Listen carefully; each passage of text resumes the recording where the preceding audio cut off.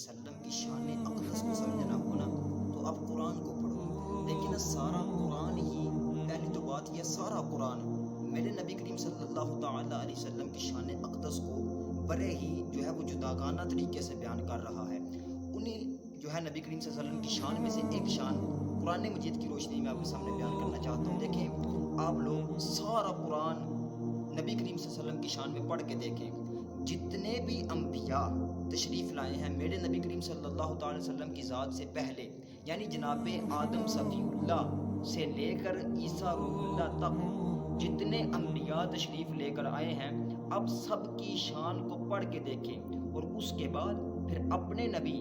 احمد مجتبیٰ محمد مصطفیٰ صلی اللہ تعالی علیہ وسلم کی شان اقدس کو پڑھ کے دیکھیں تو تمام انبیاء کی شان تو ایک طرف ہے، جو میرے نبی کریم علیہ الصلوۃ والسلام کی شان اللہ نے قرآن میں بیان کی ہے وہ تمام انبیاء سے جداگانہ طریقے پر بیان کی گئی ہے۔ اب دیکھیں جتنے انبیاء ہیں جناب آدم سے لے کر عیسیٰ روح اللہ تک، اب تمام انبیاء کے معجزات کی طرف ایک مرتبہ دیکھیں۔ جناب آدم سے لے کر حضرت عیسیٰ روح اللہ تک جتنے بھی انبیاء کو اللہ نے معجزات عطا فرمائے ہیں تو وہ شمار کیے جا سکتے ہیں۔ اب مفسرین کی تفسیرات کو پڑھ کے دیکھیں، جناب آدم کو کون سا معجزہ ملا تھا، جناب نوح نجی اللہ علیہ الصلوۃ والسلام کو کون سا معجزہ ملا تھا، موسیٰ کلیم اللہ کو کیا معجزہ ملا تھا، عیسیٰ روح اللہ کو کیا معجزہ ملا تھا۔ مطلب دیکھیں نا، حضرت عیسیٰ کو اللہ نے یہ طاقت اور معجزہ عطا فرمایا تھا کہ وہ مردے زندہ کیا کرتے تھے، بڑی شان تھی حضرت عیسیٰ علیہ السلام کی۔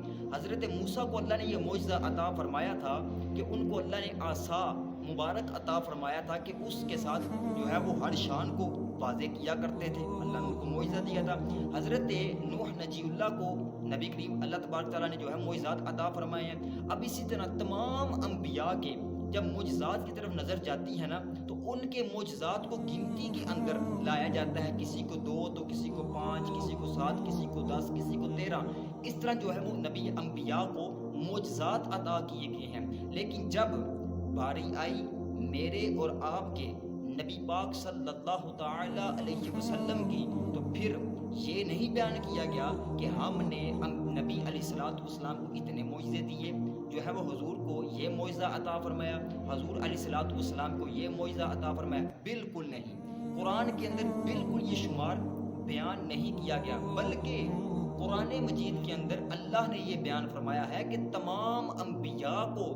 ہم نے معجزے دے کر بھیجا ہے۔ جب باری آئی مصطفیٰ جان رحمت صلی اللہ علیہ وسلم کی تو اللہ نے گویا فرمایا کہ یا ایھا الناس قد جاءکم برہان من ربکم، فرمایا کہ اے لوگو تمہارے پاس معجزے لے کر نہیں بلکہ خود سراپا معجزہ بن کر مصطفیٰ کی ذات تشریف لائی ہے۔ تو گویا تمام انبیاء